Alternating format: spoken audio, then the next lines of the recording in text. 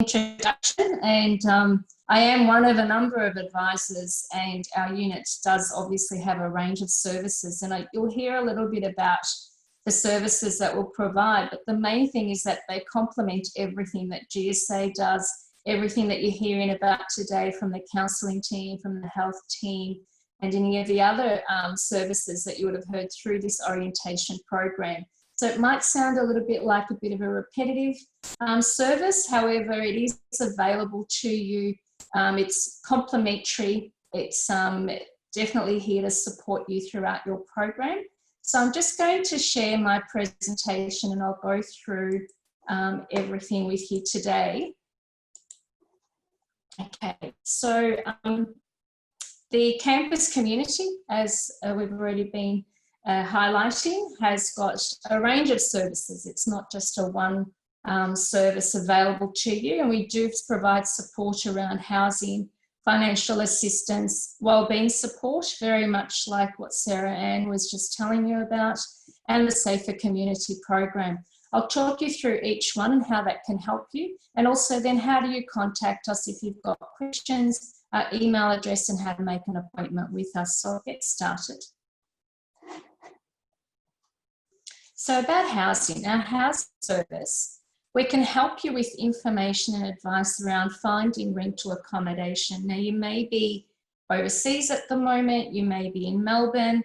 I know with the COVID pandemic at the moment that we're in, it may not be an option for you to move out, but there are some things that may still be of concern to you, such as getting along with your housemates and you want to move out, your rent is too expensive and you need to find a cheaper accommodation, or you've got concerns about the relationship between you and your real estate agent or your landlord, or in the future you're thinking of moving out. So how do you, what information do you need? How do you set yourself up? Where do you get support? How do you find accommodation?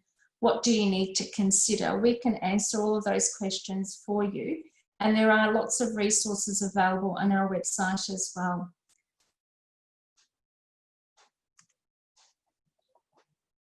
So my advice to you is to check the website under study.unimelb.edu.au. I've got the link there for you to note down. It does have information about the Melbourne accommodation program, about residential colleges, the private rental market, and the other options that you have. You may already be in these places, or you may be thinking about moving to these. So there's lots of information about getting started, how do you apply, how much is it going to cost, and your budgeting, etc. So there's lots of information there, and I'd encourage you to have a look at that website. When you do decide of where you want to live eventually, or even currently, you need to take into consideration the suburb that you want to move to, the proximity to campus. I know at the moment we are in an online learning environment.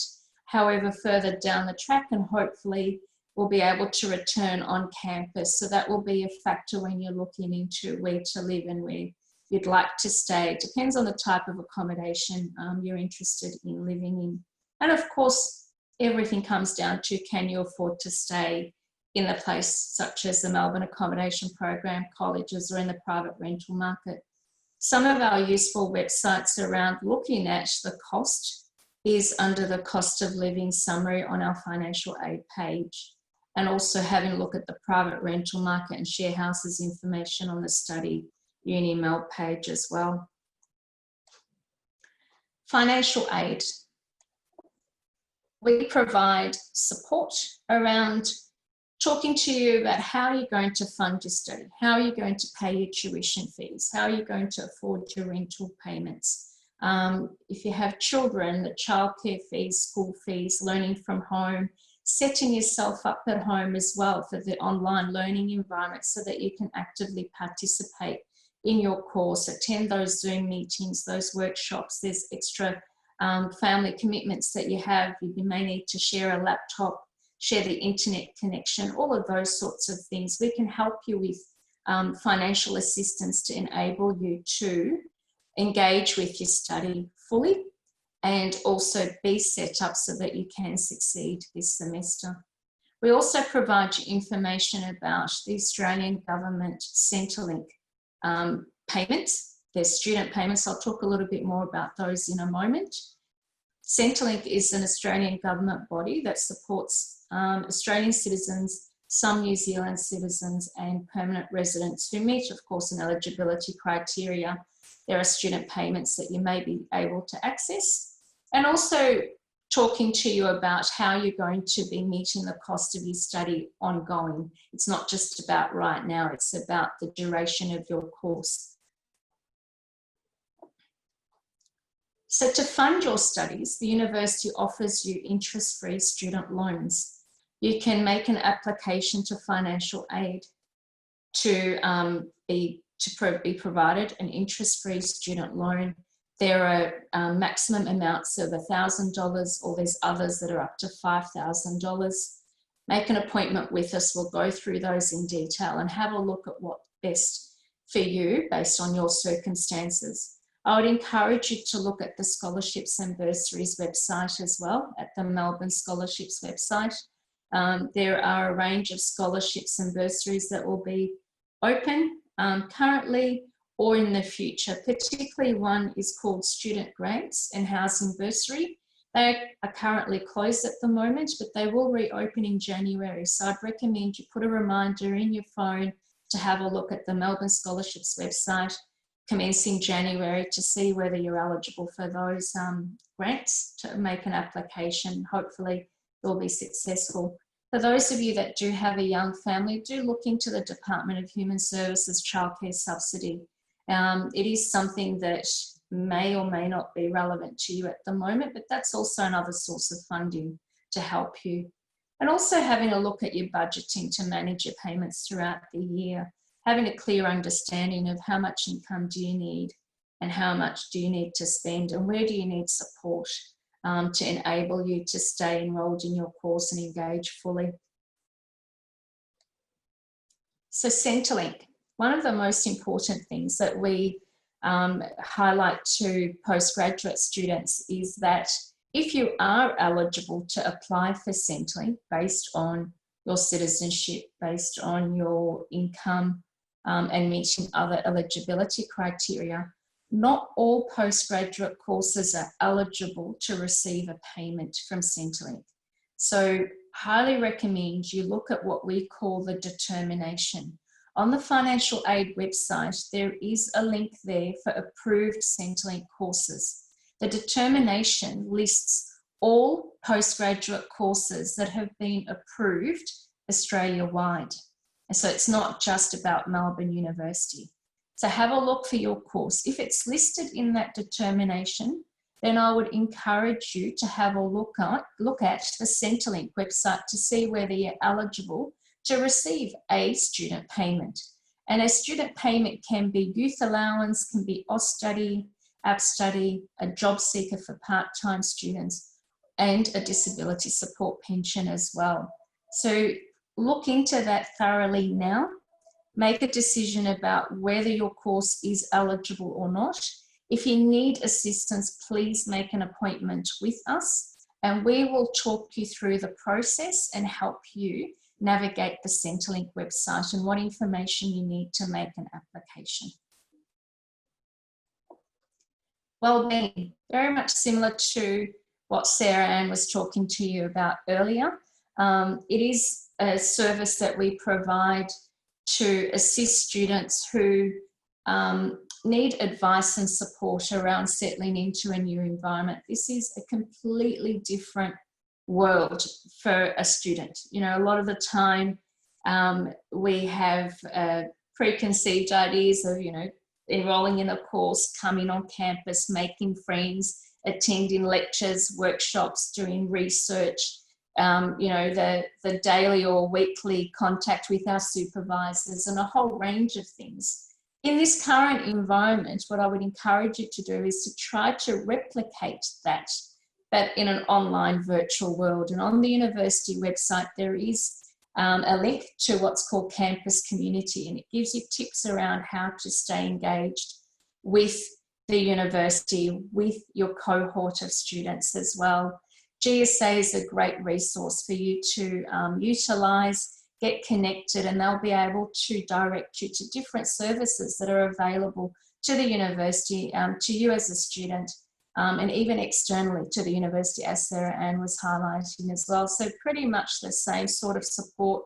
We are just another body within the university that you can come to talk to us about how this is going to work for you, and to support you, not just about your studies, it's about your well-being at home, it's about your well-being in the community, and staying connected with your own community outside of the university is equally as important as engaging with the university staff and students as well.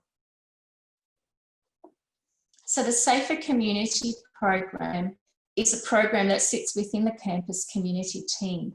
They provide advice and support around practically anything concerning safety, concerning if there's inappropriate behaviour or threatening behaviour, whether it's something that's directed towards you or you may have witnessed, or there are, particularly in this environment, online inappropriate behaviour, inappropriate comments that you might be seeing, inappropriate conduct in a Zoom environment like this, for example. You can certainly talk to the staff in the Safer Community program around that, and they will also help you with some strategies, help you around policies and guidelines, what's acceptable under which law, how do you go about rectifying that. You may also report the incident anonymously online. There's an online application form where you just submit information, and you may not want to be contacted, but you want the university to know about this incident, and then we can have a look at that further. We do refer to counselling. We work very closely with the counselling team. We also have a great relationship with GSA and supporting them in their programs as well. And I would encourage you to save this website, save this email account into your program so that it's there in case you have any concerns. It's really important that you are, and we do hope that you are, supported. We encourage you to speak up. We encourage you to, well, no one, the university does not tolerate unacceptable behaviour and inappropriate behaviour. So we're here to help you work through those. There is the university developed UniSafe app, and I would encourage you to download this. It is for free. It does have a lot of information that links you to the support services that are being presented to you today. You can see that there's a link to counselling, psychological services, there's the health services, there's chaplaincy, and there's other resources as well. It's a good one-stop shop to link you to all the different services that are available at the university, link you to external services as well, link you to, the contact details for the fire, police, ambulance, for security on campus as well. It's there at your fingertips. It's developed by the university and approved by the university to promote our services and support you during this time. For any questions, I'm happy to stay around and ask any questions through chat, but also if you have any questions that you think about later on and you wanted to contact us, I'd encourage you to either make an appointment with us through Stop One. We can talk to you by phone or by Zoom or via email if you wish. Our email addresses for the different services are there. So we've got financial aid, we've got housing, and we've got the Safer Community program. If you wanted to have a chat, you can chat to our Stop One staff through their submit an inquiry as well, through the phone as well there. So we're here to support you at any point in time throughout your study, and I'd encourage you to familiarise yourselves with the services that are being promoted today, even though right now you may feel, oh, I don't need that, or that's not relevant to me. That's okay. But know about that these exist would be really helpful, particularly in this environment that we're studying. I wish you all the very best with your studies this semester. Thank you. Oh, well, thank you, Rima. I didn't know the university had so much sort of financial services available to students. Any of the participants want to ask a question? Please ask, but I'll ask the question in the meantime. You mentioned that you got that this safer communities and the campus communities are able to help with budgets for students. Yeah. Budgets are hard to do when it's not a pandemic. Yeah. What could be one budget tip for students now that you could give us? It is a really challenging time to have a budget, particularly when, as I said, what we traditionally, talk about budgets and set up a budget, we would have a source of income, that's coming in on a regular basis. With the uncertainty of this time that we were in, one of the main things that I would recommend for students is to seriously have a look at where they're going to be getting the money from, whether it's a government payment, whether it's a scholarship that they've been offered, whether it's family support, whether it's from savings, and to map out the use of that money for the semester. So think about a 13-week period and how that's going to be supporting you, and then look for the gaps. If there are gaps in that there's going to be a shortage, come to financial aid and let's talk about what else do you need, or where else can you look for additional funding, whether it's, okay, well, here's a scholarship that you can apply for. Hopefully you're successful, and then that would result in topping up that shortfall for you. So looking at what you have at the right now is really important, and being realistic about how far that's going to take you. Look also into, do you have the option to defer your tuition fees, for example? Think about your study load. If students can't afford to pay for the full study load, can they reduce their study load for this semester until hopefully things will improve later on? By way of a mention, if we are not financial advisors, so we don't look at investments and making the most of your money from that aspect, but the University of Melbourne Student Union does have a financial counsellor that can talk to you about managing household debt, negotiating payments for utility bills, negotiating with your bank for mortgages and etc. So we do have a cross-referral service as well. So I think it's just, for now, I think it's really important to have a look at your circumstances and start connecting with the services that can help you from the onset, and then talk through what's available for you throughout the semester. Absolutely. That's some really useful and really practical advice for a lot of our students. And I believe Centrelink also helps with payments for asylum seekers and refugees as well. Absolutely. Yes, they do. If that's a situation you are in as well. Thank you, Rima, from Campus Community. I hope you have a lovely day.